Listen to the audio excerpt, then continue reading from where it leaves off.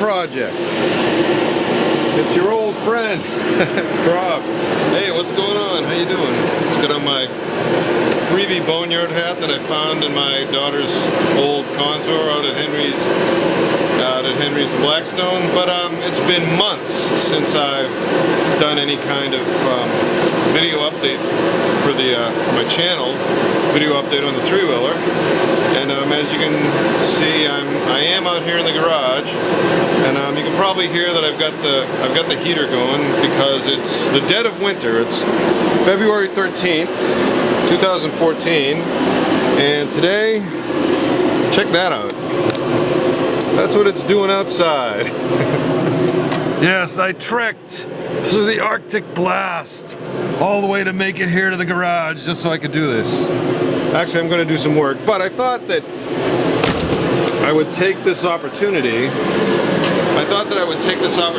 To apprise you of developments on the three-wheeler, on the B-3, since the last video, which I'm pretty sure was making the needle move on the speedometer.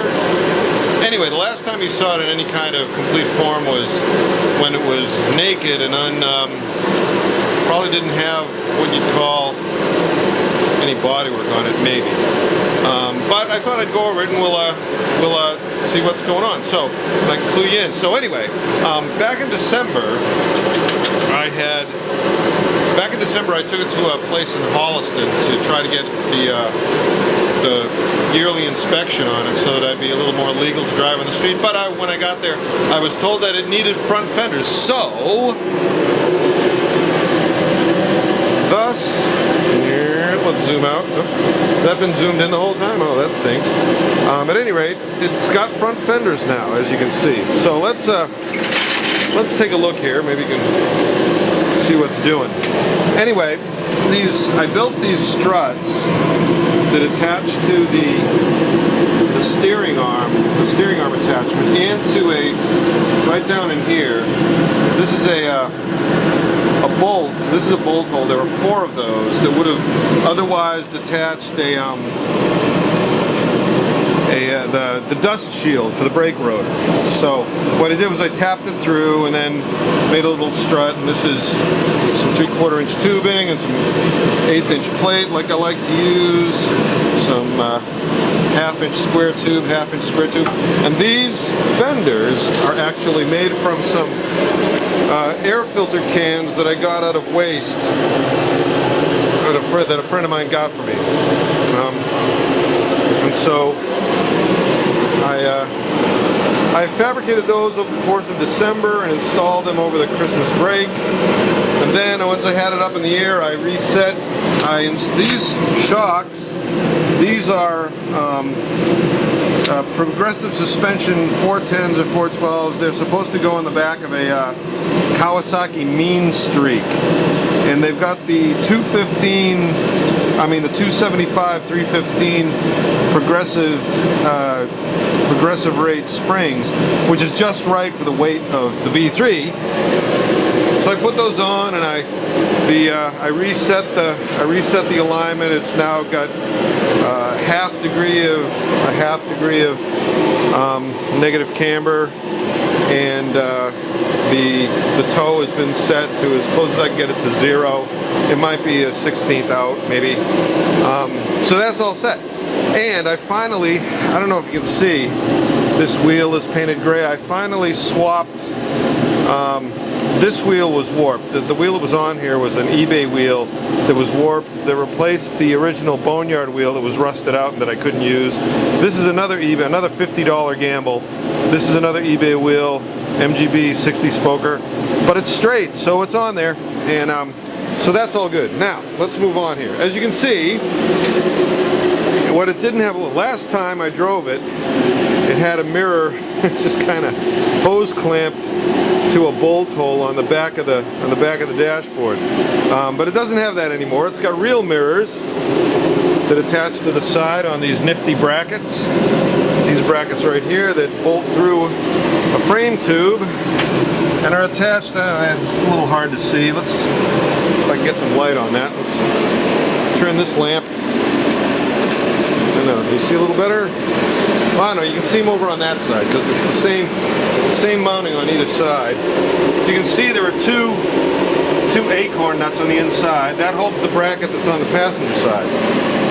I got that, and then one thing that I really wanted to put on there that I think is one of the major accomplishments in this post, in the runner stage, as I call it, is this windscreen, which is a piece of 1/4-inch acrylic I got at Lowe's. I carved it to the, took me a couple tries, well, I made a cardboard template and I carved it to the shape of the cowling. It's a little inexact, but it's going to work great. I made these are just little simple half-inch by 1/8 steel mounts that were, how I did it was I scored them and I bent them and I re-welded the corner. On the outside and the center is the other outside. I added angle braces and they're attached. It's fun. There's such a mix of fasteners on this thing. There's some standard and there's some metric, and these here are the 5mm thread that I like to use, that are just drilled into those lengthwise struts that are underneath here, that you used to be able to see, obviously, before I put the cowl on. These are 5mm, but these guys right here are 1032s, and I don't know if you can see, they're button heads, which I love. It's got a flat washer, then it's got a rubber washer, then the thickness of the acrylic, then another rubber washer, and then through the bracket to a locking nut. And it's got 5 of them. It's plenty strong, and it isn't going anywhere. And that should keep this thing. When I would drive it before, the wind blast in your face was tremendous. It was way more than on the Bergman. So this should fix that right up. When I sit in it, if I'm looking straight ahead, I'm looking over it. When I'm looking down at the headlights, I'm looking through it. So that should be just about right.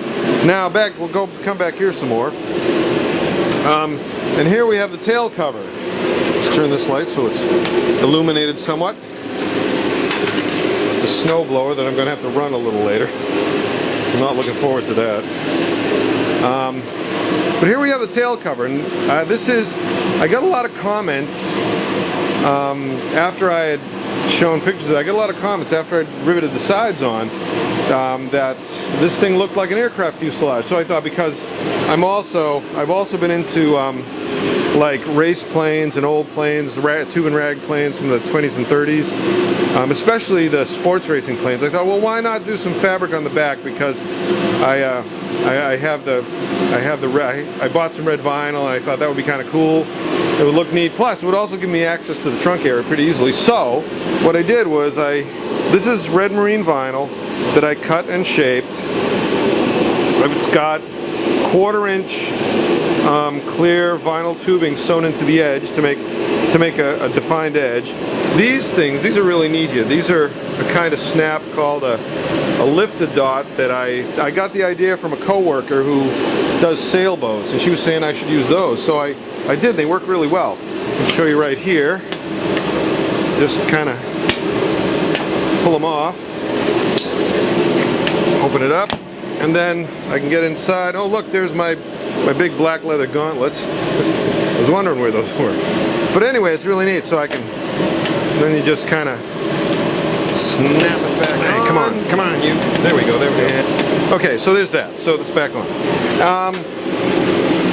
Anyway, and then one of the last things I've done recently is you can see that I've got that little turn-down tailpipe that's clamped into the muffler. And actually, what that is, that's got a baffle inside it to try to quiet the exhaust a little bit, simply because, I mean, it's not crazy loud. It's not as loud as some of the Harleys that live nearby, but it's still too loud for, like, leaving for work at 5:30 in the morning. And when we go to Plum, me and Pam will probably take this thing with instead of the Bergman this year, hopefully. And it'd be too loud for that neighborhood too. So I want it to sound good, and I still like the tone, but I did want to quiet it down a little bit. So I made a little turn down with a baffle inside it, and we'll see how that goes. Although I have not run it yet. It's Put the lamp back up on the ceiling where it belongs. And so that's that. That's pretty much all the updates I've done since the last time you saw a video of this thing. So I can stand back here and get a full shot of it. Just make sure oh, there we go. I keep inadvertently bumping the telephoto and zooming it in. Let's go, maybe I can, oh, you know what? I can push it backward. Back you go, back. Whoa! So, yeah. I mean, it's looking pretty good, I think. I really like those front fenders and the windscreen. I'm really itching to drive this thing, but obviously, I'm not driving it today. Anyway, one last thing. I've gotten a lot of comments about the Mercedes grille. I've gotten actually a lot of negative comments about the Mercedes grille. People saying, "Oh, it doesn't look right. Oh, it doesn't blah blah blah blah blah blah blah blah." Well, the deal is that's staying because the exhaust comes out right over it. The cylinder head's exposed to the maximum airflow, and I mean, I kind of dig it. I mean, it's got a little bit of a froggy face, looks kind of like an alien, but I think with the fenders now, I think that, you know, I think it's even more complimentary. Anyway, it is what it is, and I like it. So, and it's mine, so it's staying. So there's that right there. So anyway, now what I'm working on is, you can see right here. This is a rack of Mikuni BS34s that I got from an XS750 in the boneyard way back when the XS850 only had 2 wheels instead of 3 wheels like it does now. And I've taken off the choke mechanism, the fuel enricher mechanism, I should say, over here. My usually messy. Here's the fuel enricher lever from the carburetors, and what I'm doing is I'm making a lever and an attachment to pull the choke with that cable right there, to pull the choke from inside sitting in the driver's seat.